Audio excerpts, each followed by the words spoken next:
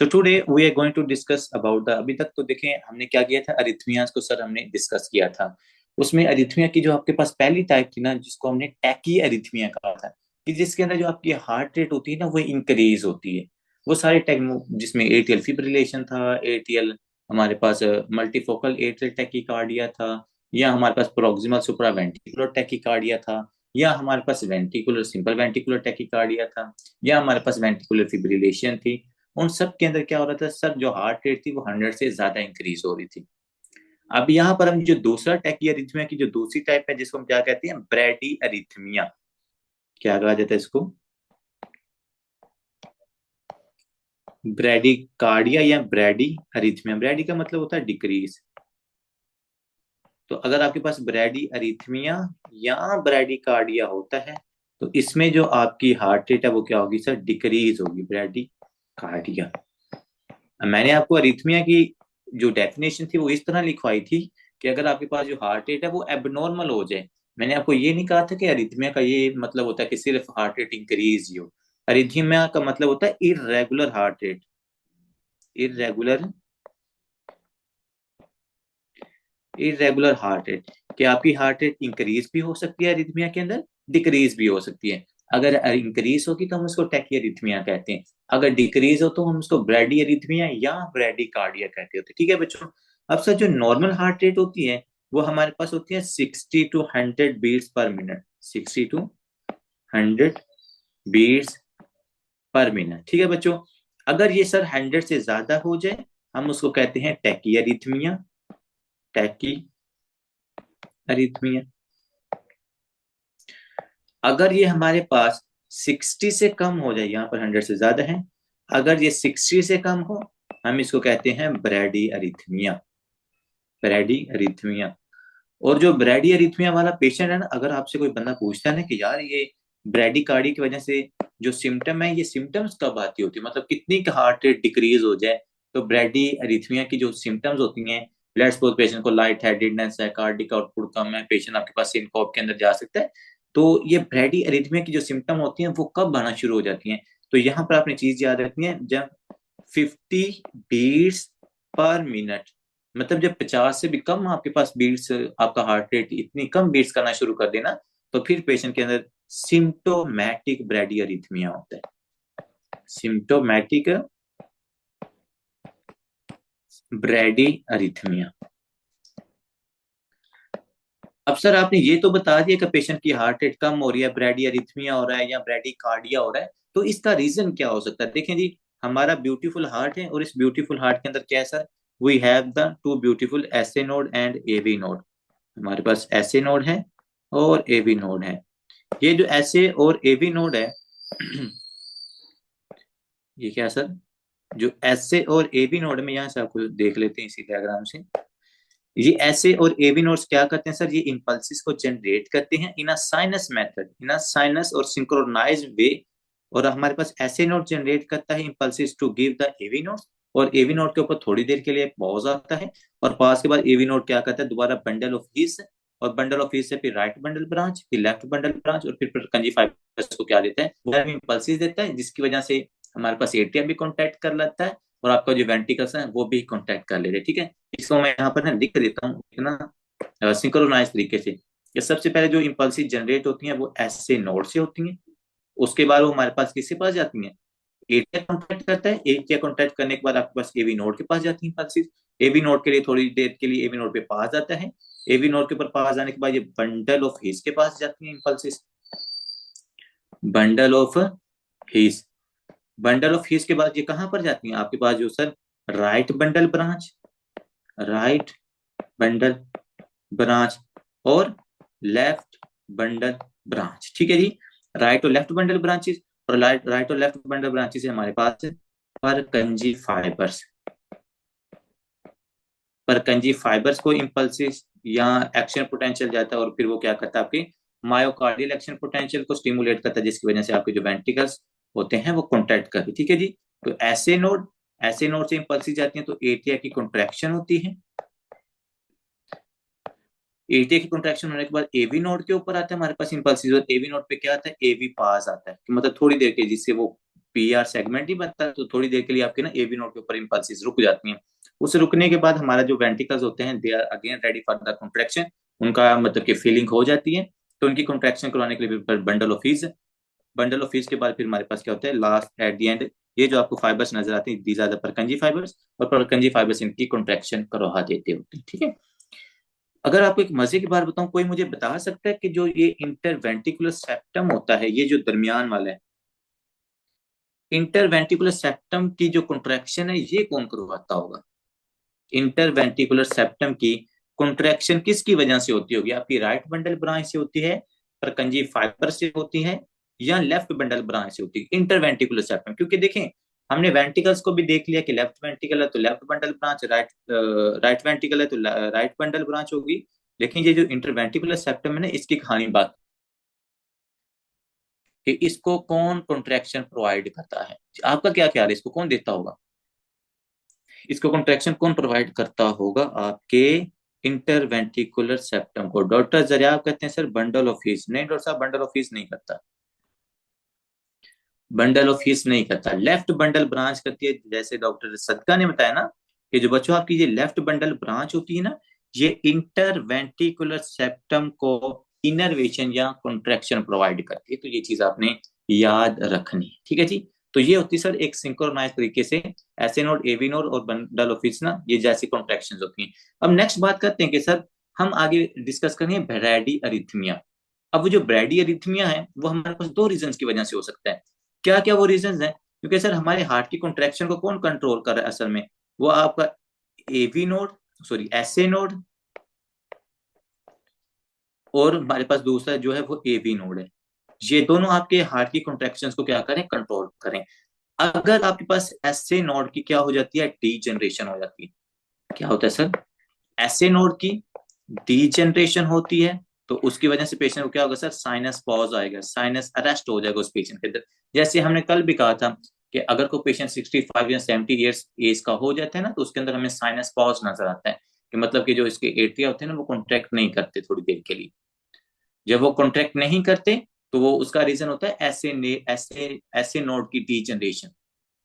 जो आज हम डिस्कस करेंगे, जो आपका हार्ट ब्लॉक ज्यादातर होता है ना, वो होता है एवी नोड की डीजनरेशन की वजह से, एवी नोड की डीजनरेशन की वजह से या एवी नोड के ब्लॉक की वजह से। तो जहां यहाँ पर आपने दो वर्ड याद रखने कि अगर किसी भी रीजन की वजह से आपके एवी नोड की डीजनरेशन हो रही है, इसकी नेक्रोसिस हो रही है, तो पेशेंट के देखो एवी नोड ने तो आगे वेंट्रिकल्स को कॉन्ट्रैक्ट करना है ना, तो अगर एवी नोड की डीजनरेशन हो जाएगी तो आपके वेंट्रिकल्स कॉन्ट्रैक्ट नहीं करेंगे, अगर वेंट्रिकल्स कॉन्ट्रैक्ट नहीं करेंगे तो आपका हार्ट ब्लॉक हो जाएगा, वो कॉन्ट्रैक्ट नहीं करेगा। ठीक है बच्चों, और एवी नोड की अगर डीजनरेशन हो जाए या इसकी क्या हो जाए, नेक्रोसिस हो जाए, तो इनकी वजह से फिर एवी नोड आपका काम करना छोड़ देगा। क्या कोई मुझे बता सकता है आपके माइंड में कौन सा ऐसा कॉज आ रहा है जिसकी वजह से एवी नोड ना ब्लॉक हो सकता है, या जिसकी वजह से एवी नोड की डीजनरेशन या नेक्रोसिस हो सकती है? आप लोगों को कौन से ऐसे कॉजेज आपके माइंड के अंदर आ रहे हैं? जैसे ऐसे नोड तो हमने कहा था कि सर ये एज की वजह से हमारे पास ना सिक्स साइनस सिंड्रोम इसके अंदर हो जाता है, डीजनरेशन हो जाती है एज की वजह से, लेकिन एवी नोड की वजह से क्या क्या रीजन हो सकता है? What do you think? जल्दी जल्दी मुझे बता दें, क्योंकि मैंने आपको ये कंसेप्ट बताया हुआ है, अभी मैं जब आप रिपीट करूंगा तो आपको उसी टाइम जेन में आ जाएगा। हाँ जी, एवी नोड की डीजनरेशन या नेक्रोसिस किस वजह से हो सकती है? बीटा ब्लॉकर्स, देखें डॉक्टर साहब, हाँ बिल्कुल ठीक कह रहे हैं कि अगर आप बीटा ब्लॉकर्स की टॉक्सिसिटी हो जाए तो पेशेंट का हार्ट ब्लॉक हो सकता है, लेकिन उसकी वजह से डीजनरेशन नहीं होगी, आपका जो एवी नोड है वो मतलब कि उसके उसको कहते हैं कि अरेस्ट में चला जाएगा। री एंट्री सर्किट की वजह से हमारे पास डॉक्टर साहब पेशेंट का जो हार्ट रेट है ना वो इंक्रीज होगी, वो ब्लॉक नहीं होगा। वेरी गुड डॉक्टर सदका एंड डॉक्टर किरण, कि सर आपने बताया था कि जब पेशेंट को राइट कोरोनरी आर्टरी का स्कीमिया होता है ना, जब राइट कोरोनरी आर्टरी, क्योंकि राइट कोरोनरी आर्टरी आपके एवी नोड को ब्लड सप्लाई देती है, मैंने इस बात के ऊपर उस दिन बहुत ज्यादा एम्फेसाइज किया था कि अगर पेशेंट को इंफीरियर वॉल एमआई हो रहा है ना, तो उस पेशेंट के साथ ब्रेडिकार्डिया भी हो सकता था। और वो ब्रेडिकार्डिया क्यों हो रहा था? क्योंकि राइट कोरोनरी आर्टरी की ही एक ब्रांच है हमारे पास, पोस्टीरियर डिसेंडिंग आर्टरी, जो एवी नोड को ब्लड सप्लाई करती है। तो अगर राइट कोरोनरी आर्टरी का ब्लॉकेज है तो इंफीरियर वॉल को भी हमारे पास ब्लड नहीं मिलता, और दूसरा उस पेशेंट के अंदर हमें ब्रेडी कार्डिया या ब्रेडी अरिथमिया नजर आता है। ठीक है बच्चों, ये चीज आपने यहाँ पर याद रखनी है। इसके अलावा एक रीजन होता है बैक्टीरियल कास्ट। जिसको हम कहते हैं लाइम डिजीज। लाइम डिजीज की वजह से भी हमारे पास क्या होता है सर, जो एवी नोड है, ये एवी नोड से के जो सेल्स हैं उनकी डीजनरेशन होती है। लाइम डिजीज जो आपके पास है वो बड़ा अजीब सा बैक्टीरिया नहीं है यार, क्या उसका नाम था, बीबी, बुरीलिया बुर्गडोरफेरी। वो जो बुरीलिया बुर्गडोरफेरी है ना, जो लाइम डिजीज काज करवाता है, तो वो भी आपके एवी नोड को डैमेज करता होता है, जिसकी वजह से उस पेशेंट के अंदर 3rd डिग्री हार्ट ब्लॉक आपको नजर आता है। ठीक है, तो ये एक हमारे पास स्कीमिक रीजन है, एक हमारे पास बैक्टीरियल कॉज है, एक जैसे डॉक्टर ने बताया कि सर अगर बीटा ब्लॉकर्स की ओवर टॉक्सिसिटी हो जाए तो वाकई उसकी वजह से आपका एवी नोड काम करना छोड़ देगा, या अगर पेशेंट के अंदर कैल्सिफिकेशन हो रही है, मतलब कैल्शियम एवी नोड के ऊपर आके डिपॉजिट हो जाए, तो उसकी वजह से भी आपका हार्ट जो होता है वो प्रॉपरली काम नहीं करता। ठीक है, तो वो पास की तरफ या अरेस्ट की तरफ चला जाता है। तो ये थी थोड़ी सी हमारे पास कहानी, सिर्फ अगर आपने वो बात समझनी थी। अब जो आगे आपने याद रखने ना, वो इनके सिर्फ क्राइटेरियाज हैं, और इन्हीं क्राइटेरिया से क्वेश्चन पूछे जाते हैं, चाहे वो एनआरई है, इवन दो चाहे वो यूएसएमली भी है। यूएसएमली का भी ये बड़ा हॉट टॉपिक है, ये हार्ट ब्लॉक्स वाला, और एनआरई के अंदर भी इसमें से एमसीक्यू पूछ सकते हैं, क्योंकि ये एक तो पहली बात तो इसकी ये कि ये कोई इतना ना डिफिकल्ट टॉपिक नहीं होता। दूसरा इसका रीजन ये होता है कि इसके पेशेंट्स बहुत आते हैं। आपने देखा होगा कि हार्ट ब्लॉक के पेशेंट्स हमारे पास है, अगर कोई पेशेंट हॉस्पिटल में काम कर रहा है, हार्ट ब्लॉक के बहुत ज्यादा पेशेंट्स आते हैं, और वैसे हॉस्पिटल में पहुंचने से पहले पहले कईयों की तो डेथ हो जाती है। तो इसलिए death topic is very important.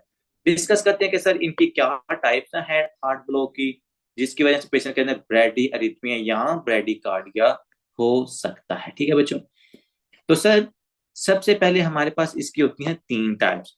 पहली टाइप को कहते हैं हम 1st डिग्री एवी ब्लॉक, पहली डिग्री का एवी ब्लॉक। फिर दूसरा हमारे पास होता है sir 2nd degree AV block, और फिर हमारे पास होता है 3rd degree AV block. 3 types sir हमारे पास होती हैं हार्ट ब्लॉक की।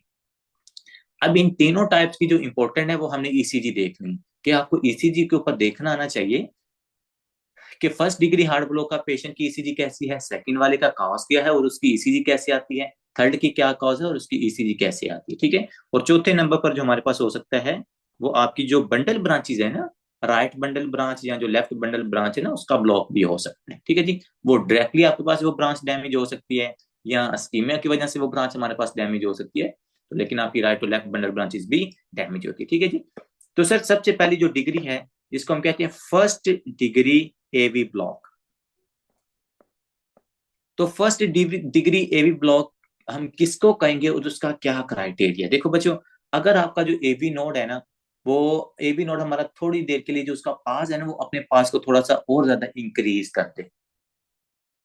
हमने क्या कहा था कि नॉर्मली तो हमारे पास, लेट्स सपोज मैं आपको एग्जांपल देता हूँ, कि आपके पास ऐसे नोड से इम्पल्सेस आएंगे एवी नोड के पास, तो एवी नोड के ऊपर आके ना वो 0.1 मिली सेकेंड के लिए ना वहां पर पास आता है।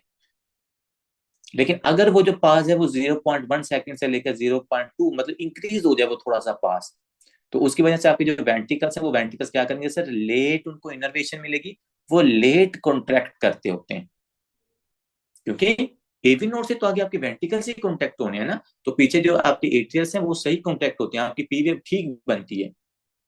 लेकिन एवी ब्लॉक्स की प्रॉब्लम्स की वजह से जो आपके वेंट्रिकल्स है ना, जो वेंट्रिकल्स की कॉन्ट्रैक्शन होती है ना, वो डिले होती है। बाजू का तो होती नहीं है अगर सीवियर ब्लॉकेज हो जाए, लेकिन अगर हमारे पास माइल्ड ब्लॉक है ना, मतलब कि जो पास एवी नोड का वो थोड़ी देर के लिए ज्यादा इंक्रीज हो जाए, तो उस पेशेंट का जो क्यूआरएस है ना वो लेट जाके बनता है, या मतलब कि उसकी जो वेंट्रिकल्स है ना वो लेट कॉन्ट्रैक्ट होते हैं। तो इसलिए बच्चों पहली बात तो अपने याद रखनी है कि सर जो हमारे पास पी आर इंटरवल है ना, ये पी आर इंटरवल अगर 200 मिली सेकेंड से ज्यादा हो जाए, मैं आपको यहाँ पर डायग्राम बना के दिखा देता हूँ। देखिए जी, ये है हमारे पास P wave, P Q Q R S and T wave. ठीक है, पी होगी सर, क्यू वेव होगी, आर वेव होगी, एस वेव होगी, और ये हमारे पास टी वेव होगी। ठीक है जी, अभी पी, दो चीजें आपने यहाँ पर याद रखें कि एक होता है आपके पास ना पी आर सेगमेंट, और एक हमारे पास होता है पी आर इंटरवल, या एस टी सेगमेंट और एस टी इंटरवल। जो पी आर सेगमेंट होता है ना, वो होता है कि पी वेव के एंड से लेकर ना क्यू वेव के स्टार्ट होने तक जो आपका एस टी सेगमेंट होता है। ठीक है, जो आपका पी सेगमेंट होता है ना, ये ओ सॉरी पी आर जो इंटरवल होता है, जो हमारे लिए ज्यादा इंपॉर्टेंट होता है, ये है पी आर इंटरवल।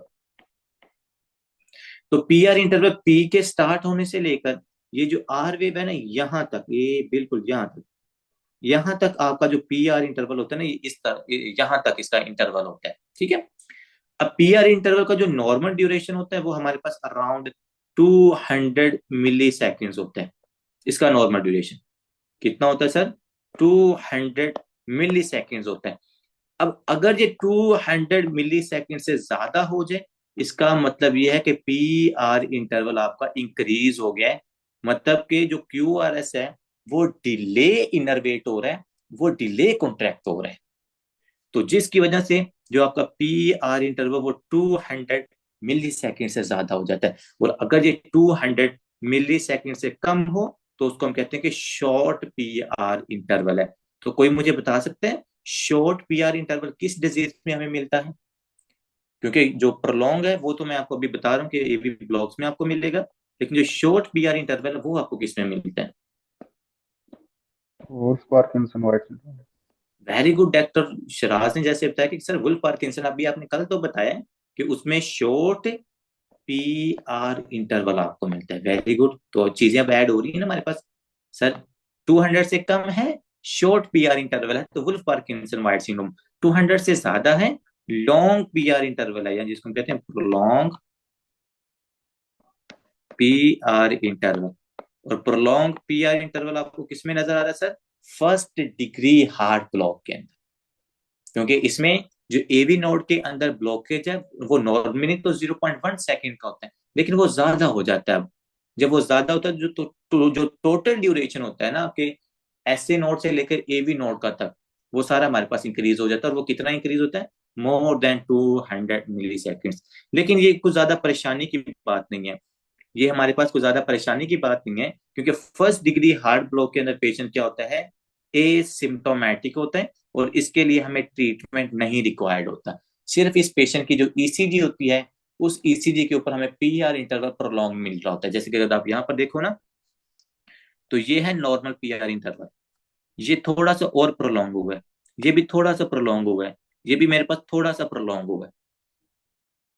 तो अगर आपके पास सिर्फ पीआर इंटरवल आपको प्रोलॉन्ग मिल रहा है और वो एक ही मतलब कि ड्यूरेशन का है, लेट्स सपोज मैं यहाँ पर कहता हूँ कि 210 मिली सेकेंड है, यहाँ पर भी 210 मिली सेकेंड है, यहाँ पर भी 210 मिली सेकेंड है, यहाँ पर भी 210 है, यहाँ पर भी 210 है, यहाँ पर भी 210 है, तो है तो ये 200 से ज्यादा, मतलब 210 मिली सेकेंड 200 से ज्यादा है। मतलब पीआर इंटरवल थोड़ा सा प्रोलॉन्ग है, लेकिन ये कांस्टेंट है। जो मजे की बात है ना जिसकी वजह से पेशेंट एसिम्टोमेटिक है, कि ये पीआर ना इंटरवल आपका कांस्टेंट है।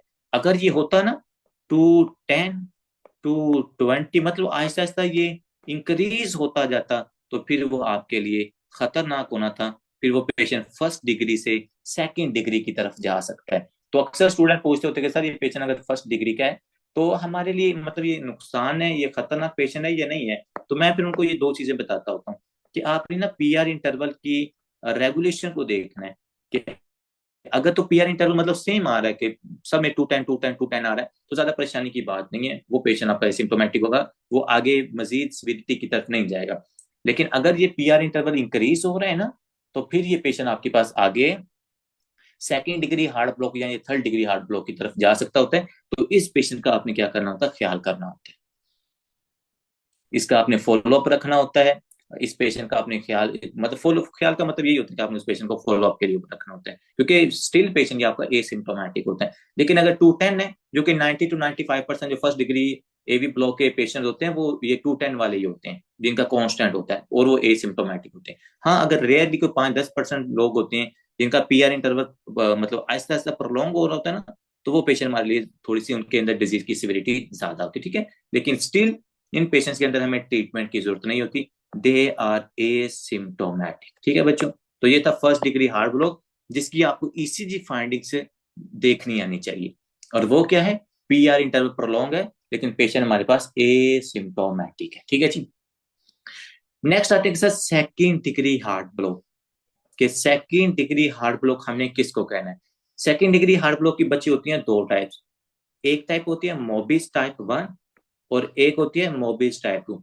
अब अगर आप में से कोई बच्चा इंटरनेशनल लेक्चर सुनता है या अगर इंटरनेशनल बुक्स पढ़ता है तो वो देखेगा कि वो मोबिस टाइप 1 की जगह पे ना वेंकी बैक टाइप लिखते हैं, ये वेंकी बैक हार्ड ब्लॉक लिखते होते हैं।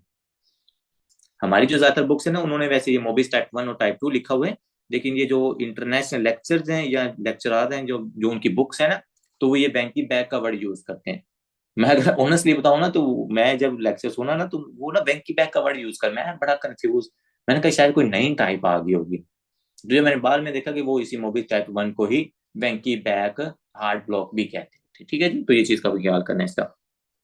सर जो मोबिस टाइप 1 है तो ये भी हमारे पास हार्ड ब्लॉक है, मतलब पहले फर्स्ट डिग्री था, अब सेकंड डिग्री है, मतलब वो पहले से ज्यादा खतरनाक होगा ये वाला, ये भी ब्लॉक। अब ये अगर पहले से ज्यादा खतरनाक है, तो सर इस पेशेंट के अंदर हमें क्या ईसीजी की फाइंडिंग्स नजर आती हैं, और इस पेशेंट का हमें ट्रीटमेंट चाहिए होता है या नहीं होता, मोबिस टाइप 1 या वेंकी बैक हार्ड ब्लॉक। ठीक है सर, इसके अंदर होता क्या है, वर्ड आपने गौर करना है जो मैं आपको ऊपर बता के आया हूं, progressive lengthening of PR interval. देखो, progressive lengthening of PR interval, के सर जो पीआर इंटरवल है इसकी लेंथनिंग आहिस्ता आहिस्ता इंक्रीज हो रही है।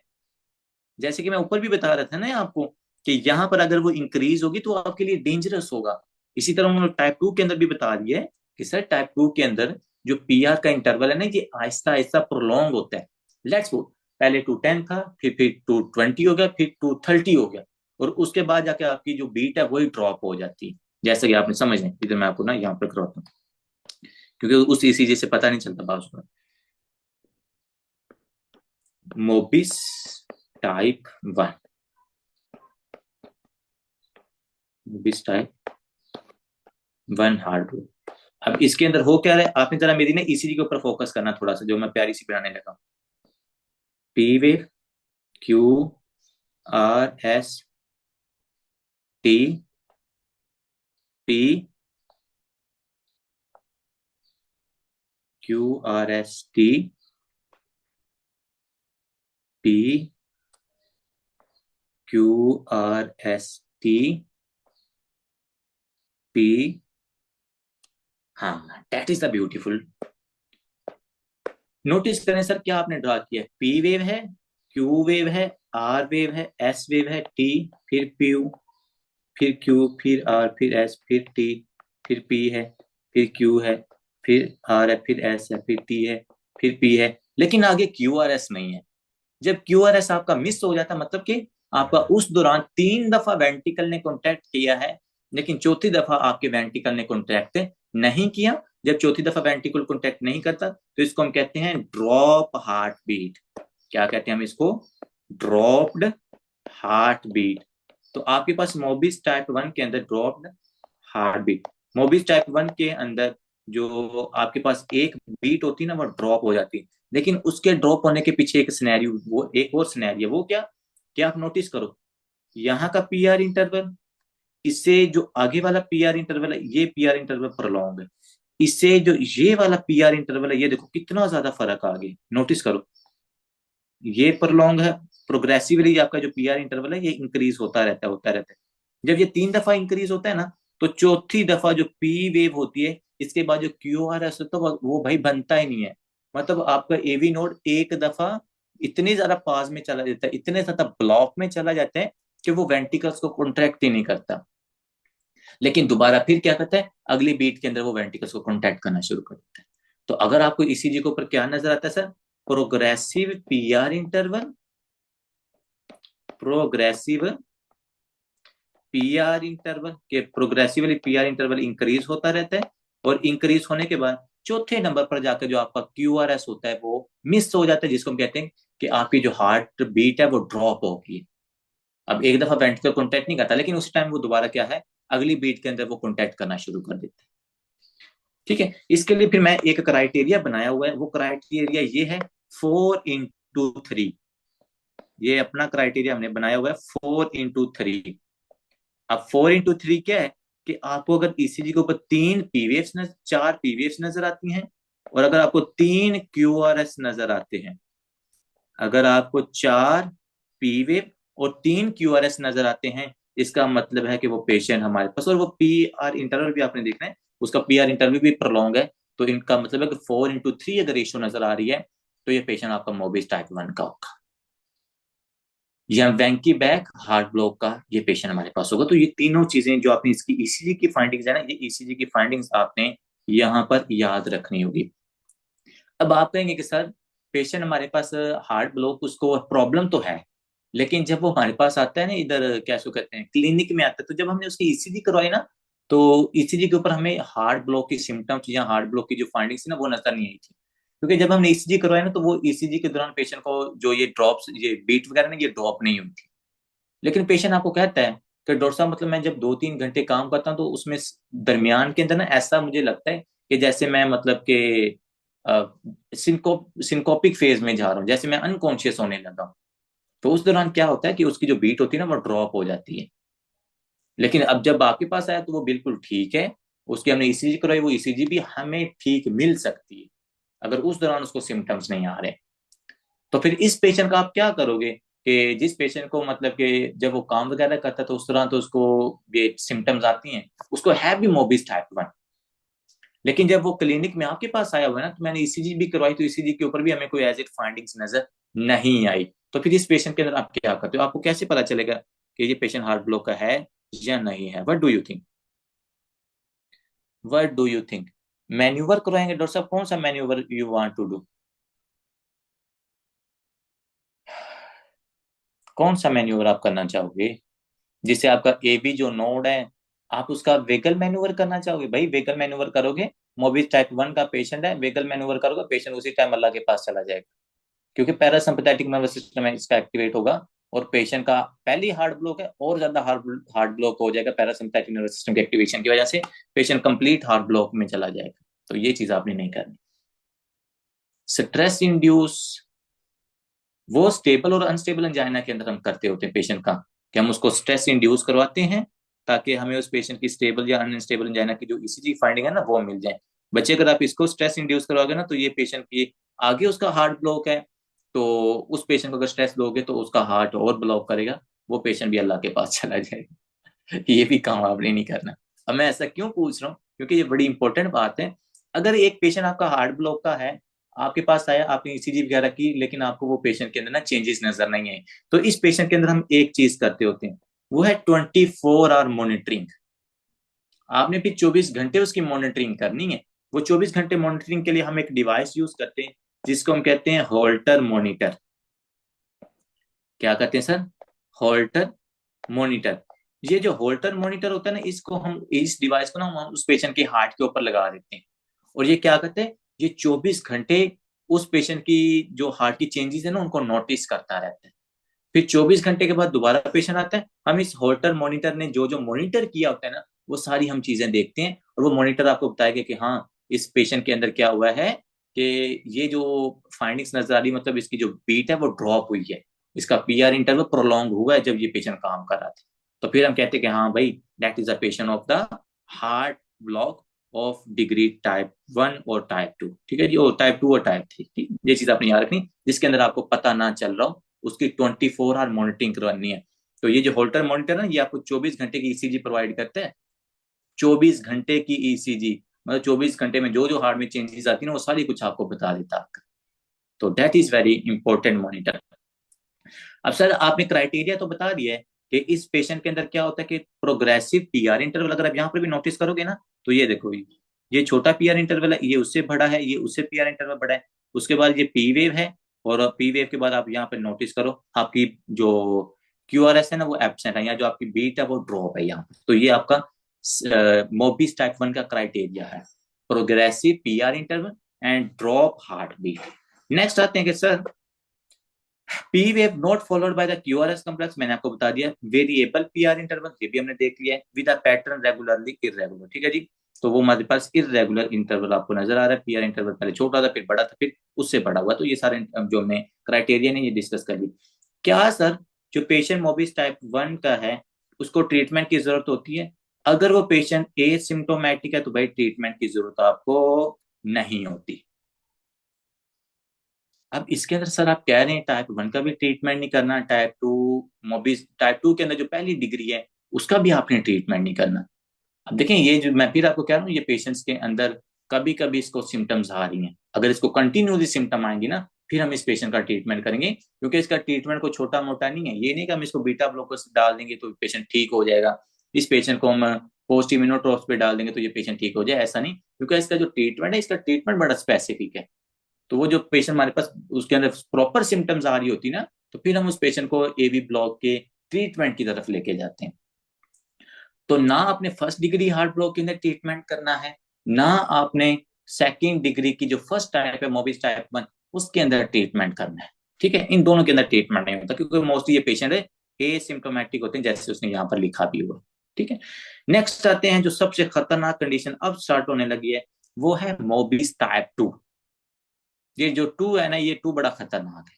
ये कैसे खतरनाक है? क्योंकि यहाँ पे जो बीट्स होंगी ना वो ज्यादा ड्रॉप होंगी। ऊपर वाली आपने क्राइटेरिया लिख लिया है, जो मैंने आपको एक तरीका बताया 4:3 रेशो के 4 पी वेव है और 3 क्यू आर एस है। वैसे तो 4-4 होनी चाहिए ना, लेकिन एक चूंकि बीट ड्रॉप हो जाती है तो इसलिए हमें एक कम मिलता है।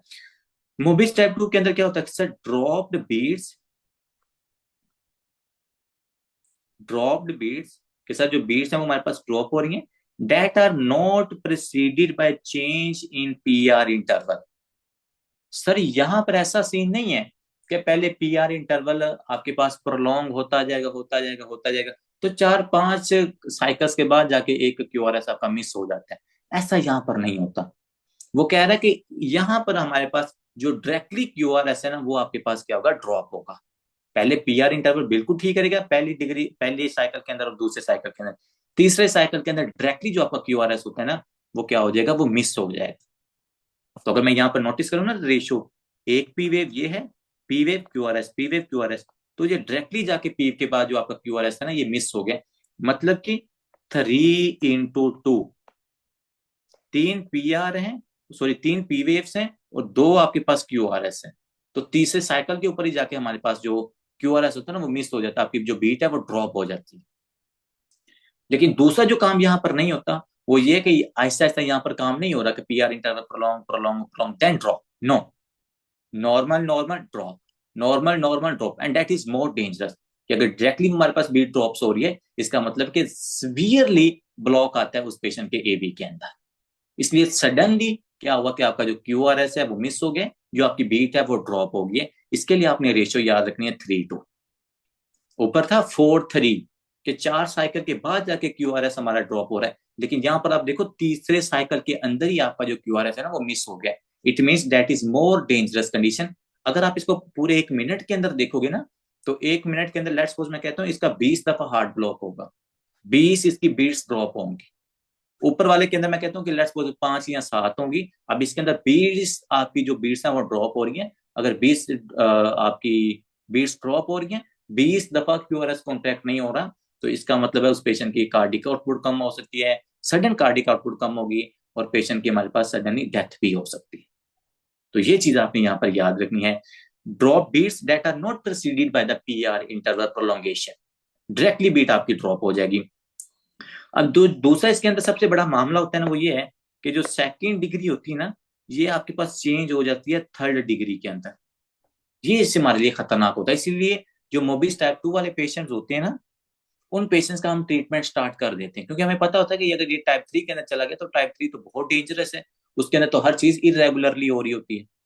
तो ये पेशेंट उसकी तरफ ना आ जाए, इसलिए हम मोबिस टाइप 2 का ट्रीटमेंट स्टार्ट कर देते हैं। वो ट्रीटमेंट क्या होता है कि सर इस पेशेंट को हम देते हैं पेस मेकर। क्या लगाते हैं इस पेशेंट के ऊपर? आपने पेस मेकर लगाना। आपने शायद अक्सर सुना होगा कि यार इसके दिल में ना बैटरी डली हुई है। आपने सुना होगा, मैंने तो काफी दफा सुना कि यार इसके ना पंजाबी के अंदर दिल से ना बैटरी पई है। तो वो उस पेशेंट के जो हम बैटरी लगाते हैं वो असल में वो पेस मेकर होता है। और वो पेशेंट आपके पास मोबिस टाइप 2 का या थर्ड डिग्री हार्ट ब्लॉक के वो पेशेंट्स होते हैं। तो अगर तो टाइप 2 का है तो इसका मतलब है कि हम उसको पहले ही हमने डायग्नोज कर लिया, तो हमने उसको थर्ड डिग्री हार्ट ब्लॉक तक जाने से पहले पहले बचा लिया। तो मैं इसलिए कह रहा था कि ऊपर अगर पेशेंट आपका एसिम्टोमेटिक है तो उसको आप बाहर से मतलब पेस मेकर लगा रहे हो या बैटरी लगा रहे हो, तो वो एसिम्टोमेटिक वाले पेशेंट के अंदर तुक नहीं बनता था कि आप इतना इन्वेसिव प्रोसीजर करो। लेकिन यहाँ पर टाइप 2 वाले पेशेंट के अंदर आपको ये मॉनिटर लगाना पड़ेगा, ये पेस मेकर लगाना पड़ेगा, जो आपके एवी ब्लॉक को क्या करेगा? कंटिन्यूसली स्टिमुलेट करता रहेगा, ताकि भाई वो बीट्स को ड्रॉप ना करे। या डायरेक्टली हम क्या करेंगे कि इस पेस मेकर से जो आपके पास वो वायर्स निकल रही होती हैं, उनको बंडल ऑफ हिस के साथ कनेक्ट कर देंगे ताकि हम एवी वाला काम ही खत्म कर दें। ये दो हमारे पास ना होती हैं अप्रोचेज होती हैं, एक तो एवी नोड के ऊपर चलो लगा दो ताकि एवी नोड को बार बार स्टिमुलेट करता रहे तो एवी नोड बीट ड्रॉप ना होने दे। दूसरा ये होता है कि अगर एवी नोड के अंदर बहुत ज्यादा कैल्सिफिकेशन होगी है, एवी नोड आपका प्रॉपरली काम नहीं कर रहा होता, तो वो हम पूरा जो कंट्रोल होता है ना वो उस पेस मेकर के ऊपर डाल देते हैं, ठीक है, ताकि रेगुलर इंटरवल के साथ आपके हार्ट की जो बीट्स हैं वो चलती रहे, ठीक है। तो यहाँ पर अपने याद रखना है, it indicates a structural abnormality such as ischaemia and fibrosis. तो वही बात कर रहा है जो मैंने आपको बताया था ना कि स्कीमिया की वजह से एबी नोड की डिस्ट्रक्शन हो सकती है और पेशेंट के अंदर टाइप 2 हार्ट ब्लॉक आपको हो सकता है, या दूसरी कैल्सिफिकेशन या फाइब्रोसिस की वजह से सेकंड डिग्री हार्ट ब्लॉक आपको हो सकता है। ये चीज आपने यहाँ पे याद रखनी। नेक्स्ट आते हैं third degree heart block, and that is the most dangerous heart block. इस ब्लॉक की वजह से भाई ज्यादातर पेशेंट्स की डेथ होती है, ये थर्ड डिग्री हार्ट ब्लॉक, क्योंकि इसके अंदर कोई भी चीज सिंक्रोनाइज नहीं होती, कोई भी चीज हमारे पास इंटरवल्स के साथ नहीं होती। होता क्या है कि सर जैसे मैंने आपको सबसे पहले इसका मैं आपको कॉज बताऊं ना, तो थर्ड डिग्री हार्ट ब्लॉक का जो हमारे पास एक कॉज है ना वो है लाइम डिजीज। लाइम डिजीज, और ये जो लाइम डिजीज है किस बग की वजह से होती है, ये आपके पास बग की वजह से होती है बुरीलिया, बुरीलिया बुर्ग डोरफेरी। ये बुरीलिया बुर्ग डोरफेरी की वजह से आपको लाइम डिजीज होती है, और इस लाइम डिजीज वाले पेशेंट के अंदर आपको थर्ड डिग्री हार्ट ब्लॉक नजर आता है। ये बड़ा यूएसएमडी का बड़ा जबरदस्त ये सिनेरियो है कि एक पेशेंट आपके पास आता है, उसको मतलब कि फेशियल पाल्सी भी होती है, उसको इन्फेक्शन भी होता है, और उस पेशेंट को ये हार्ट ब्लॉक वाली सिम्टम्स भी आती हैं। तो आपसे पूछते हैं और वो कहते हैं कि वो रिसेंटली वो साउथ अफ्रीका से आया है, तो वो पूरी हिस्ट्री होती है कि उस पेशेंट को लाइम डिजीज है जिसकी वजह से फेशियल ड्रॉप भी होता है, आर्थराइटिस भी होता है, उस पेशेंट के अंदर कार्डाइटिस में ये मतलब कार्डिक इन्वॉल्वमेंट मतलब थर्ड डिग्री हार्ट ब्लॉक भी होती है, और इवन दो उस पेशेंट के अंदर एरिथीमा मार्जिनेटम भी होता है, ठीक है। तो वो चार सिम्टम होती हैं आपकी लाइम डिजीज की, और वो लाइम डिजीज किसी वजह से होती है, बीबी की वजह से, बुरीलिया बुर्गडोरफेरी की वजह से। अब यहाँ पर देखते हैं कि सर इस पेशेंट के अंदर क्या होता है, इसका क्राइटेरिया क्या है। तो क्राइटेरिया बच्चे ये है कि इसमें कुछ भी सिंक्रोनाइज नहीं होता, पहले एक वर्ड ये समझते, इसमें कोई चीज रेगुलर नहीं होती। थर्ड डिग्री हार्ट ब्लॉक के अंदर अगर आपको टोटली अनएथिकल या मैं कहूंगा कि अनसिंक्रोनाइज आपको ईसीजी नजर आती, मतलब अनसिंक्रोनाइज कहने का क्या मतलब है कि देखें जी पीपीपी इंटरवल्स आपको नजर आ रहे हैं, आपको क्यू क्यू क्यू की नजर ही आती जा रहे हैं ना, क्योंकि नॉर्मल जो साइनस रिदम होता है वो तो इस तरह होता है ना, P wave is followed by the Q R S. लेकिन थर्ड डिग्री में ऐसा नहीं हो रहा, थर्ड डिग्री में ऐसा हो रहा है कि ऊपर से आपके पास जो एटीआज है वो ऐसे नोड उनको तो कॉन्टेक्ट कर रहा है, तो आपको काफी ज्यादा ना पी वेव्स नजर आती हैं। लेकिन उसके बाद कुछ तीन पी वेव्स के बाद या चार पी वेव्स के बाद एक दफा बेचारा जो एवी है वो स्टिमुलेट होकर ना थोड़ी सी कॉन्ट्रैक्शन प्रोवाइड कर देता है आपके वेंटिकल्स को। तो ये तीन पी वेव्स हैं और फिर एक क्यूआरएस बन रहा है, तो इसको मैं कहूंगा ना ये टोटली इरेगुलर ईसीजी है। ऊपर हम एटलीस्ट ये तो देख रहे थे ना कि P wave is followed by the QRS, वो तीन चार दफा उसके बाद जाके पी वेव के बाद क्यूआरएस एब्सेंट हो जाता है, लेकिन यहाँ पर ऐसा नहीं होता। यहाँ पर क्या हो रहा है कि अगर आप नोटिस करो ना तो ये देखो ये पी वेव है, ये पी वेव है, ये पी वेव है, ये पी वेव है, ये पी वेव है, लेकिन क्या है सिर्फ एक दो क्यूआरएस आपको नजर आ रहे हैं। पांच छह पी वेव्स बनी हुई है लेकिन आपको एक दो क्यूआरएस नजर आ रहे हैं। तो अगर आपको ऐसी ईसीजी नजर आती है जिसमें मल्टीपल पी वेव्स नजर आ रही हैं और आपको नैरो क्यूआरएस नजर आ रहे हैं और टी वेव्स भी कोई इतनी ज्यादा रेगुलर आपको नजर नहीं आती, इसका मतलब है कि वो पेशेंट के अंदर थर्ड डिग्री हार्ट ब्लॉक हो सकता है। अगर आप इसकी लास्ट वाली चीज को देखो ना तो ये देखो कितनी कितनी डिफॉर्मिटी है इस ईसीजी के अंदर, ये देखो आप नैरो क्यूआरएस है, इधर क्यूआरएस नैरो आपको नजर आ रहा है, जो टी वेव है ना इधर देखो बच्चों ये नोटिस करो, इस टी वेव के अंदर पी वेव आई हुई है, इतनी इनरेगुलरिटी ईसीजी के अंदर आ रही है कि टी वेव के अंदर पी वेव आ चुकी है। वो जैसे हमें लग रहा है कि बाइफिड टी वेव, वो बाइफिड टी वेव नहीं है, वो हमारे पास ऐसी वेव है जिसके अंदर पी वेव के अंदर टी वेव के अंदर हमारे पास पी वेव भी आ चुकी है, और उसके बाद आपका क्यूआरएस भी एब्सेंट है, और फिर आगे जाके आपको ये टी वेव नजर आ रही है। समझ रहे हो। तो ये अगर आपको ये और ये तो मतलब कि बहुत इन्होंने मैं कह रहा हूँ कि फिर भी ठीक ईसीजी बनाई है। थर्ड डिग्री हार्ट वाले पेशेंट की जो ईसीजी होती है वो टोटली आपको मतलब कि इरेगुलर ईसीजी नजर आ रही होती है, कोई पता नहीं चलता। लेट्स वो चले मैं आपको यहाँ पर ना ड्रॉ करके दिखाई देता हूँ इसकी ईसीजी। वैसे ईसीजी मल्टीपल चेंजेस हो सकती हैं। ये ईसीजी हमारे पास लेट्स सपोज ऐसे हो सकती है, ये पी वेव है, चलें पहले हम कहते हैं ये नैरो क्यूआरएस, ये पी वेव है, उसके बाद ये नैरो क्यूआरएस है, फिर पी वेव है, फिर एटिया कॉन्टैक्ट कर रहा है, फिर एटिया कॉन्टैक्ट कर रहा है, फिर थोड़ा सा आपका वेंटिकल कॉन्टैक्ट करता है, फिर मेरे पास टी वेव तो आ रही है, लेकिन फिर मेरे पास क्या पी वेव है, फिर पी वेव है, फिर मेरे पास थोड़ा सा क्यूआरएस कॉम्प्लेक्स है, फिर उसके बाद टी वेव है और उसके अंदर पी वेव भी फ्यूज हो रही है। मतलब टोटली इरेगुलर ईसीजी मुझे नजर आ रही है। और अगर आपको ऐसी ईसीजी नजर आती है, पेशेंट आपके पास लाइट हेडेडनेस या सिनकोप के साथ प्रेजेंट कर रहे हैं, इसका मतलब है कि भाई that is the patient of the third degree heart block. वो पेशेंट हमारे पास किसका है? थर्ड डिग्री हार्ट ब्लॉक का वो पेशेंट है। ठीक है, तो ये चीज आपने याद रखनी है। टोटली इरेगुलर ईसीजी आपको थर्ड डिग्री हार्ट ब्लॉक में नजर आती है। पी वेव्स, अब वो क्या है, कह रहा है कि sir P wave and Q R S complexes rhythmically dissociate. वो कह रहे हैं कि बिल्कुल डिसोसिएट है भाई, वो एक दूसरे के साथ क्या हुए? नहीं सर, ये सैडल नहीं है, ये वो एक दूसरे के साथ क्या हुए हैं सर? फ्यूज हुए हुए हैं, टोटली हमारे पास डिसोसिएट हुए हुए, मिले हुए एक दूसरे के साथ।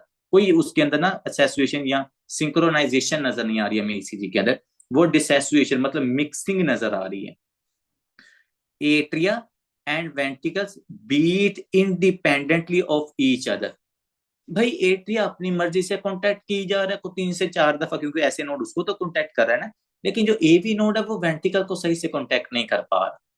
तो इसलिए ऊपर वाले एट्रिया अपनी मर्जी से पी वेव बनाते जा रहे हैं, जो नीचे आपके पास एवी नोड है वो को 3 से 4 दफा थोड़ी सी उसको होश आती तो वो हल्का सा आपके पास वेंट्रिकल्स को कॉन्ट्रैक्शन दे रहता, तो वेंट्रिकल थोड़ा सा क्यूआरएस बना देते हैं, तो वो थोड़ी सी कार्डिक आउटपुट आपको शो कर देते हैं। लेकिन उसके अलावा ये टोटली क्या होते हैं? इंडिपेंडेंट होते हैं एक दूसरे के साथ। नॉर्मली ये डिपेंडेंट होते हैं। नॉर्मली हमें पता है पी आर पी के बाद क्यू आर एस बनना होता है, तो normally they are dependent on one each other. लेकिन यहाँ पर अगर ये टोटली इंडिपेंडेंट हो जाए, पी वेव अपनी मर्जी से बार बार पी वेव बनी जा रही है, क्यू वेव अपनी मर्जी से बन रहा है, तो वो पेशेंट फिर हमारे अंदर किसका होगा?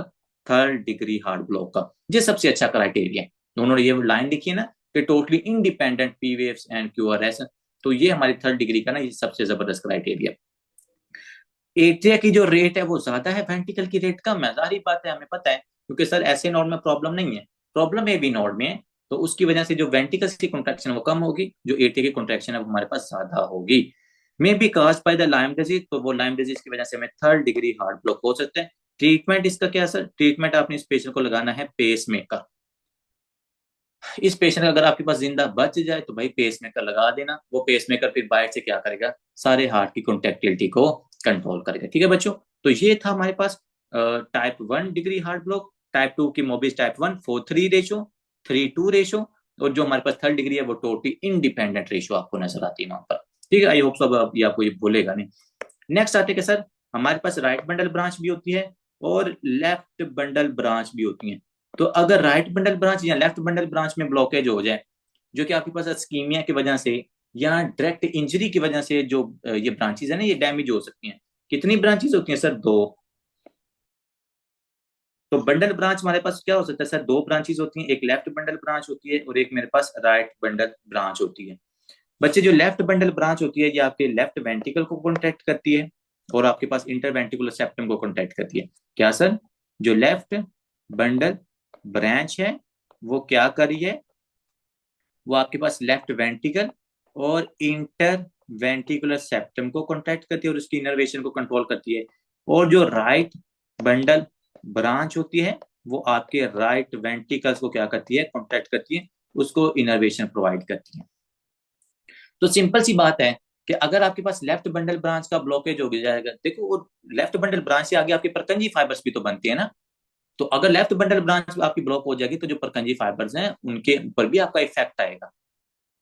तो अगर लेफ्ट बंडल ब्रांच में इफेक्ट आएगा या ब्लॉक होता है तो आपका लेफ्ट वेंट्रिकल इफेक्ट होगा, लेफ्ट वेंट्रिकल की कॉन्ट्रैक्शन स्लो हो जाएगी। अगर राइट बंडल ब्रांच आपकी ब्लॉक होती है तो राइट वेंट्रिकल की कॉन्ट्रैक्शन स्लो हो जाएगी, क्योंकि वो राइट वेंट्रिकल्स को कंट्रोल करती है। तो सिंपल सी बात तो पहले ये होती है। बाकी जो इसका ईसीजी का क्राइटेरिया है वो हमने जो ईसीजी पढ़नी है ना 3 घंटे का जो सेशन होगा, उसके अंदर लेफ्ट और राइट बंडल ब्रांच का इसका बहुत बड़ा क्राइटेरिया है कि हमने V1 में क्या देखना है, V5 में क्या देखना है, V6 में क्या देखना है, QRS में बाइफिड कहाँ पर नजर आएगा, QRS में इन्वर्टेड कहाँ पर नजर आता है। मतलब इसकी ईसीजी टोटली डिफरेंट होती है। ये ईसीजी पता है आपको कैसी नजर आती है? लेट्स सपोज एक ईसीजी इस तरह की होती है,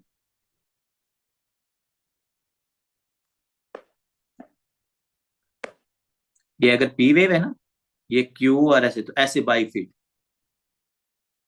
तो अगर इस तरह की कोई ईसीजी के ऊपर आपको चेंजेस वगैरह नजर आ रही हो ना, तो वो मोस्टली आपके पास ना ये बंडल ब्रांच के पेशेंट्स होते हैं। बाकी इसके और भी काफी सारे क्राइटेरियाज हैं, वो इंशाल्लाह हम आगे जाके डिस्कस करेंगे। बंडल ब्रांच में क्या कह रहे हैं sir, interruption of the conduction of normal left and right bundle branches. बिल्कुल सही बात कि अगर इंटरप्शन हो जाए आपकी लेफ्ट या राइट बंडल ब्रांच के अंदर, तो वो बंडल ब्रांच ब्लॉक होता है।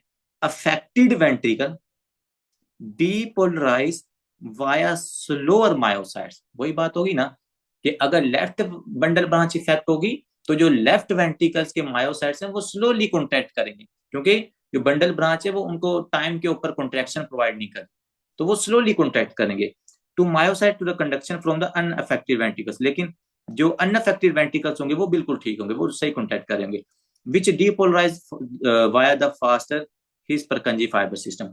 तो वो ये बात कर रहे हैं कि सर जो बंडल ब्रांच आपके पास अफेक्टेड होगी, तो वो जिस वेंट्रिकल को कॉन्ट्रैक्ट कर रही होगी वो आपके पास उसकी कॉन्ट्रैक्शन स्लो हो जाएगी, और जो आपके पास अनअफेक्टेड होगा उसकी कॉन्ट्रैक्शन नॉर्मल होगी, उसका परकंजी फाइबर भी आपके पास क्या करेगा, वेंट्रिकल की कॉन्ट्रैक्शन को हमारे पास फास्ट करेगा या जल्दी डिपोलराइज करेगा। ठीक है बच्चों, ये चीज आपने यहाँ पर याद रखनी है।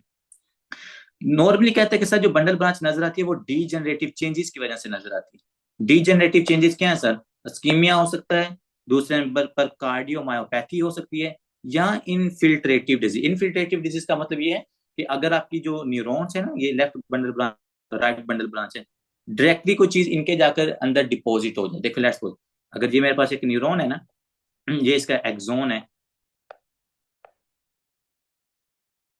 तो अगर क्या करते हैं कोई सर डायरेक्टली जाकर ना चीज यहाँ पर डिपॉजिट हो जाती है, कोई अमाइलोडोसिस, कोई सार्कोडोसिस, कोई कैल्शियम, कोई चीज अगर न्यूरॉन्स के अंदर जाके डायरेक्टली इनफिल्ट्रेट हो जाए, या कोई बैक्टीरिया इवन हो, या कोई ग्रेनुलोमा, तो वो न्यूरॉन्स की जो कंडक्शन है वो क्या हो जाती है, वो स्लो हो जाती है। या फिर कार्डियोमायोपैथी, देखो कार्डियोमायोपैथी में क्या है, आपके वेंट्रिकल का साइज बढ़ रहा है, अगर वेंट्रिकल का साइज बढ़ रहा है तो जो वो न्यूरॉन्स उनके पास से गुजर होगी ना, वो उस न्यूरॉन को कंप्रेस कर देंगे, तो जब वो न्यूरॉन्स कंप्रेस होगी उसकी वजह से उसका ब्लॉकेज हो जाएगा। और अगर वो लेफ्ट बंडल ब्रांच है तो लेफ्ट साइड का ब्लॉक होगा, अगर राइट बंडल ब्रांच है तो राइट साइड का ब्लॉक हो जाएगा। ठीक है, ये चीज आपने यहाँ पर याद रखनी है। यहाँ पर बच्चे जो आपका ये कैसो कहते हैं अरिथमिया वाला टॉपिक था ना, वो कवर हो जाता है। अब यहाँ पर हमारे पास एक और टॉपिक्स है, ये एसिम्टोमेटिक कुछ सिम्टम है, पहले वाली बुक्स के अंदर उन्होंने नहीं लिखी होती, लेकिन ये लेटेस्ट वाले एडिशन में लिख दिए, तो इसको हम यहाँ पर डिस्कस कर लेते हैं। ये प्री मेच्योर जो वेंट्रिकल्स होते हैं या प्री मेच्योर बीड्स होती हैं। प्री मेच्योर बीड्स का क्या मतलब है कि सर ऐसी बीड्स जो कि एक मतलब रेगुलर भी नहीं होती, प्री मेच्योर होती है, मतलब मेच्योर मेच्योर बीड्स का तो मतलब क्या है कि जो एक प्रॉपर पी वेव या एक प्रॉपर क्यूआरएस कम्प्लेक्स बनाए, उसको हम कहते हैं ये मेच्योर बीट है, जो प्रॉपरली एट्रिया या वेंट्रिकल्स की कॉन्ट्रैक्शन करवाती है। लेकिन प्री मेच्योर का क्या मतलब है कि सर ऐसी हमारे पास कॉन्ट्रैक्शन या हमारे पास ऐसी डिजीज जिसके अंदर जो एटिया और वेंट्रिकल्स हमारे पास कॉन्ट्रैक्ट हो रहे हैं, but that contraction is not complete contraction. इस कॉन्ट्रैक्शन की वजह से क्या हो रहा है, सिर्फ आपको हल्की से, अगर वो एटिया के अंदर कॉन्ट्रैक्शन हो रही है तो आपको छोटी सी पी वेव नजर आती है, अगर वो वेंट्रिकल के अंदर प्री मेच्योर वेंट्रिकल कॉन्ट्रैक्शन हो रही है तो आपको क्यूआरएस कम्प्लेक्स नजर आएगा, और वो नैरो क्यूआरएस कम्प्लेक्स होता है, और वो नॉर्मल जो वेव्स होती हैं उनके दरमियान में वो बन जाता है। लेकिन ये मोस्ट ऑफ द केसेस के अंदर ये वाले जो पेशेंट्स होते हैं ना, ये भी एसिम्टोमेटिक होते हैं, इनको सिम्टम्स नहीं आते। अब देखते हैं कि सर ऐसा हुआ क्यों है। तो सबसे पहले देखते हैं premature atrial contraction. Sir pacemaker वाले पेशेंट के अंदर क्या जी, सर पेस मेकर वाले पेशेंट में डेथ कैसे होती है, लाइक आगे जाकर और क्या कॉम्प्लिकेशन होती है। देखिए जी, उसमें कॉम्प्लिकेशन तो यही होती है कि मोस्टली जो आपके पास एवी ब्लॉक्स वाले पेशेंट्स होते हैं ना, इनकी एज ज्यादा होती है, तो 60-70 साल के ये पेशेंट होते हैं। तो आगे जाके जो इनकी मतलब अगर तो आप पेशेंट फॉलो अप रखता है, पेशेंट अगर हमारे पास एक नॉर्मल तरीके से वो फॉलो अप रखता है कि यार 6 महीने बाद वो चेकअप वगैरह करवा रहा है, तो उसकी जो लाइफ स्पैन होता है ना वो इंक्रीज हो जाता है। लेकिन अगर वो फॉलो अप नहीं रखता, तो ये जो लोग पेस मेकर से यूज करते हैं ना, इनके अंदर वेंट्रिकुलर फिब्रिलेशन या वेंट्रिकुलर टैकीकार्डिया का रिस्क इंक्रीज हो जाता है। क्योंकि असल में आप देखो ना, तो जो आपके पास ये एवी नोड्स हैं, सॉरी जो पेस मेकर है, वो बाहर से कॉन्ट्रैक्शन प्रोवाइड कर रहे हैं। तो अगर वो बाहर से कॉन्ट्रैक्शन प्रोवाइड करेंगे और आपके पास ये जो bundle of fees right bundle branch या लेफ्ट बंडल ब्रांच है या परकंजी फाइबर्स हैं, इनको कॉन्ट्रैक्शन दे रहे हैं, और अगर ये न्यूरॉन्स इंडिपेंडेंट हो जाए, बार बार स्टिमुलेट की वजह से इंडिपेंडेंट हो जाए, तो उसकी वजह से वेंट्रिकुलर टैकीकार्डिया या वेंट्रिकुलर फिब्रिलेशन हो सकती है। अगर पेशेंट मतलब कि अपनी वो फॉलोअप वगैरह नहीं करवा रहा है। जब वो फॉलोअप कराएगा तो थोड़ा सा भी चेंज आएगा, इसी के ऊपर तो आपको पता चल जाएगा यार मैंने जो इसकी पेस मेकर की स्पीड है उसको कम करना है या ज्यादा करना है। लेकिन अगर वो पेशेंट ने लगाया हुआ है और पिछले को 2-3 साल से उसको मतलब थोड़ी बहुत सिम्टम्स भी आ रही है, वो फॉलोअप नहीं कर रहा, तो उस पेशेंट के अंदर वेंट्रिकुलर फिब्रिलेशन या ventricular tachycardia that can lead to the death of that patient. ठीक है। अब आते हैं जी premature atrial contraction. Premature atrial contraction का क्या कहना है सर हमारा? भाई अभी कंसेप्ट तो बताया ही नहीं है, अभी कंसेप्ट बताया ही नहीं है, मैं ये अभी बताने ही लगा डॉक्टर साहब, वो तो आपको थोड़ा सा हल्का सा टच दी है। प्री मेच्योर वेंट्रिकुलर कॉन्ट्रैक्शन का बच्चों कंसेप्ट समझो।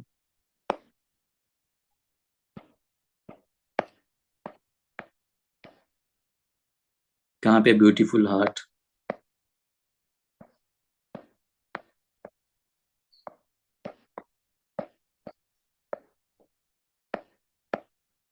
चले ये मैं ले लेता हूँ हार्ट, क्योंकि हमने वो थोड़ा सा, हमें ये हार्ट की डायग्राम थोड़ी सी चाहिए, वैसे तो कोई कोई एडिट नहीं चाहिए। पहले समझो प्री मेच्योर एटीएल कॉन्ट्रैक्शन। देखो प्री मेच्योर एटीएल कॉन्ट्रैक्शन के मतलब एक एक्स्ट्रा कॉन्ट्रैक्शन हमारे पास प्रोड्यूस हो रही है। वो एक्स्ट्रा कॉन्ट्रैक्शन क्यों प्रोड्यूस होती है बच्चे? यहाँ पर बन जाता है फोकाई। लेकिन लेट्स सपोज यहाँ पर एक फोकाई बन गया। अब ये फोकाई क्या करेगा, ये हमारे पास इमेच्योर सी इधर ना कॉन्ट्रैक्शन एटीएम में कॉन्ट्रैक्शन करवा देता है।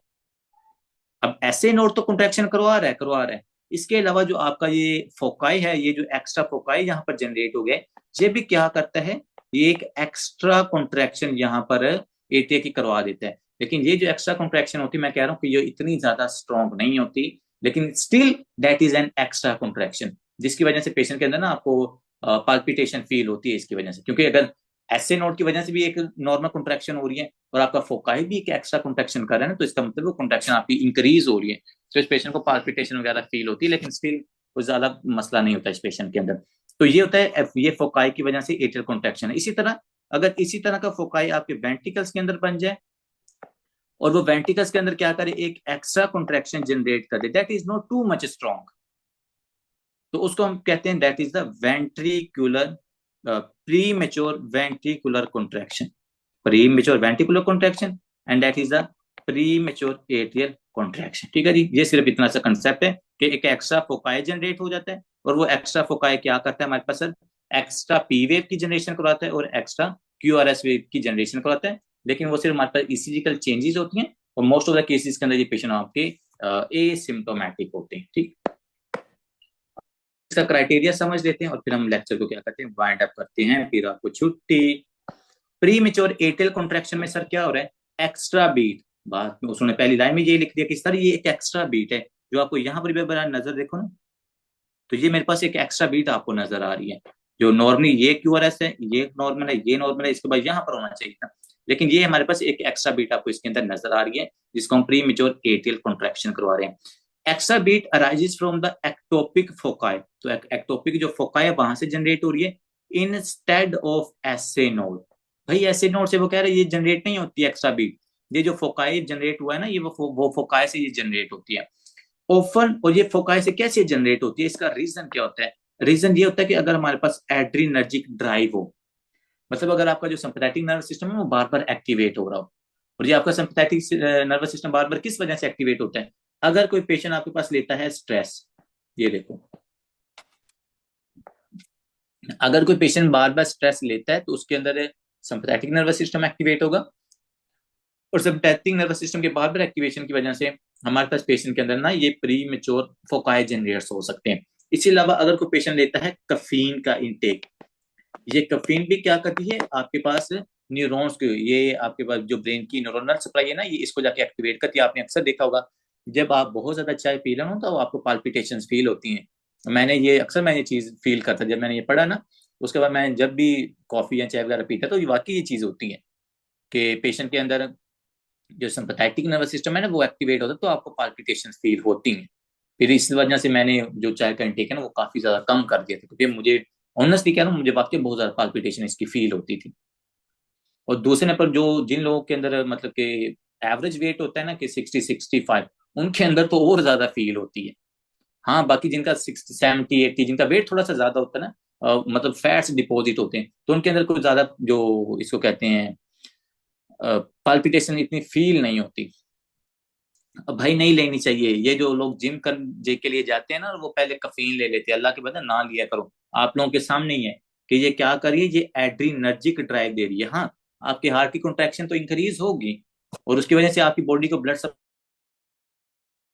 ग्रोथ तो, क्योंकि उनको ब्लड सप्लाई अच्छी मिलती है, कार्डिक आउटपुट इंक्रीज हो जाती है बच्चे। लेकिन अगर कंटिन्यूसली कफीन ले रहे हो तो आपके पास ये प्री मेच्योर एट्रियल कॉन्ट्रैक्शन हो सकती है। और अगर प्री मेच्योर एट्रियल कॉन्ट्रैक्शन होगी तो पेशेंट के अंदर एक्स्ट्रा फोकाई जनरेट होगी, ये हमारे पास पाल्पिटेशन की तरफ पेशेंट जा सकता है। तो इसलिए ये कफीन का कंसेप्ट आपने यहाँ पर याद रखना है। Caffeine can lead towards the premature atrial contraction, it can lead towards the palpitation.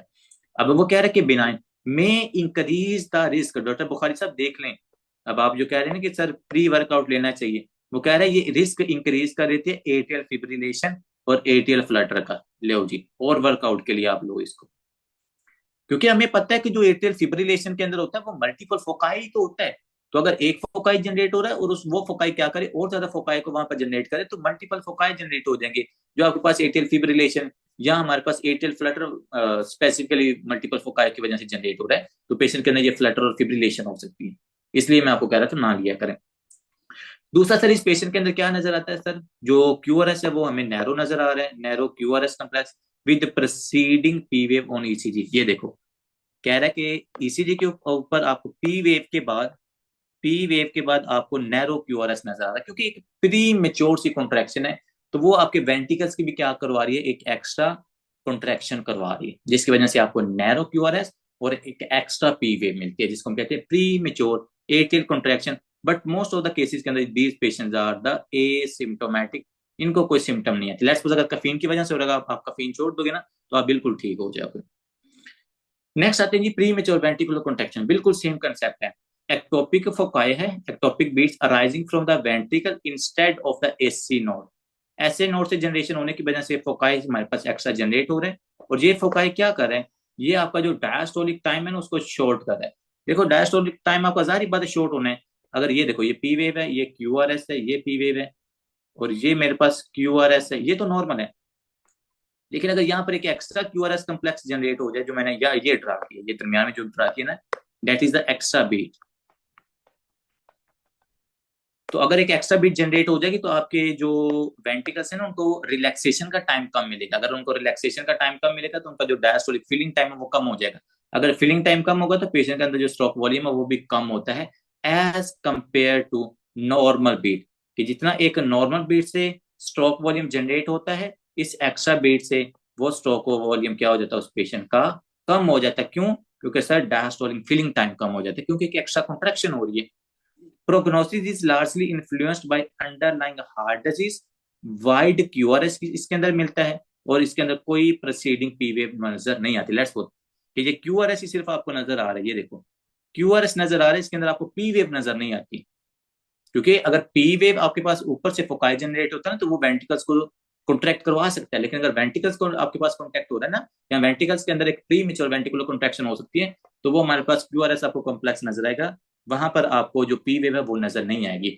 तो atrial contraction premature atrial contraction के अंदर आपको sir P wave followed by the narrow QRS, और प्री मेच्योर वेंटिकुलर कॉन्ट्रैक्शन के अंदर हमें no P wave followed by the wide QRS. That is the criteria of the premature ventricular contraction. और एक चीज इन्होंने यहाँ पर नहीं लिखी, इनको लिखनी चाहिए थी, कि प्री मेच्योर वेंटिकुलर कॉन्ट्रैक्शन की वजह से पेशेंट के अंदर वेंटिकुलर टैकीकार्डिया या वेंटिकुलर फिब्रिलेशन हो सकती है। और अगर बाद में पेशेंट आपके पास उसकी एज ज्यादा है और उस ज्यादा एज वाले पेशेंट की अगर डेथ होती है तो वो वेंटिकुलर फिब्रिलेशन की वजह से होगी इस पेशेंट की डेथ। ठीक है बच्चे, तो ये था हमारा आज का टॉपिक। अल्हम्दुलिल्लाह we done with the all arrhythmias, we done with the tachy arrhythmias, we done with the brady arrhythmias. बाकी इंशाल्लाह आपको मिलते हैं नेक्स्ट लेक्चर के अंदर। If you have any question you can ask. बाकी हमारे चैनल को सब्सक्राइब, लाइक और शेयर